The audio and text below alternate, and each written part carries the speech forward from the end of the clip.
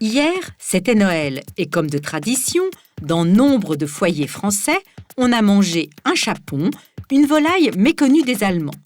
Jeanne Desto en profite donc pour leur présenter ce délicieux chapon. Regardez ce volatile. Il est gras, il n'a pas de crête. Ce n'est ni un coq, ni une poule, ni un vulgaire poulet, c'est un chapon, en allemand, ein Kapaun. Les Français le connaissent bien puisqu'il garnit fréquemment la table du repas de Noël, bien dodu, bien doré. C'est beaucoup plus gros qu'un poulet, plus tendre qu'un coq, plus onctueux qu'une poule, un chapon justement. En Allemagne, cette délicatesse, comme on nomme les mets particulièrement raffinés, est quasiment inconnue. Pourquoi ? Un peu de patience. Comment fait-on un bon chapon ? Il faut d'abord un poussin masculin de bonne qualité et dès qu'il a 6 ou 7 semaines, on lui fait subir une petite opération délicate et certainement très agréable, on le castre. Eh bien, le chapon ne se met pas à chanter comme un castrat, il fait du gras comme un eunuque.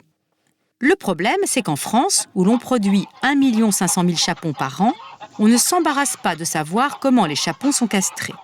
D'ailleurs, les Français ne s'embarrassent pas non plus trop de savoir comment sont gavés les oies qui fournissent le fameux foie gras qui, lui, constituera l'entrée du repas de Noël. Donc, il faut castrer le poulet, autrement dit, lui couper les testicules. Non, ne zappez pas, nous allons vous épargner les détails.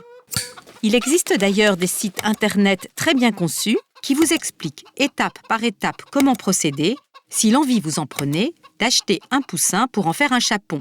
Naturellement, vous l'imaginez bien, cette partie de plaisir se fait à vif, sans la moindre anesthésie.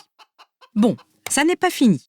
Comme pas mal de ces castrations manuelles réussissent tant bien que mal, il se peut qu'un peu de liquide hormonal s'échappe des testicules et se répande dans le corps.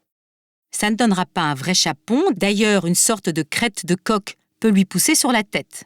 Donc, pour que le consommateur achète aussi bien le chapon semi-castré que le chapon entièrement castré, on lui rase aussi la crête et les barbillons, ces plis charnus qui poussent sous le bec des coqs, le tout à vif bien entendu, acte certainement très jouissif aussi pour le pauvre volatile.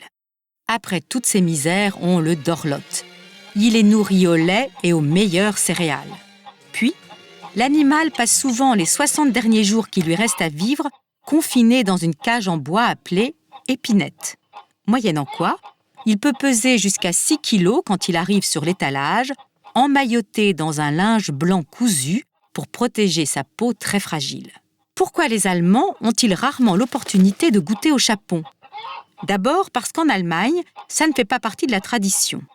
Mais aussi parce que ce type de castration est considéré par la protection des animaux comme une cruauté inutile envers les animaux. Toutefois, il n'est pas interdit de consommer le chapon, ce qui fait le bonheur des éleveurs français, car ils peuvent exporter vers l'Allemagne comme vers d'autres pays européens, sans concurrence aucune, le produit de leur élevage. L'année dernière, la France a exporté 1379 chapons vers l'Allemagne. Ouf, il nous en reste 1 498 621.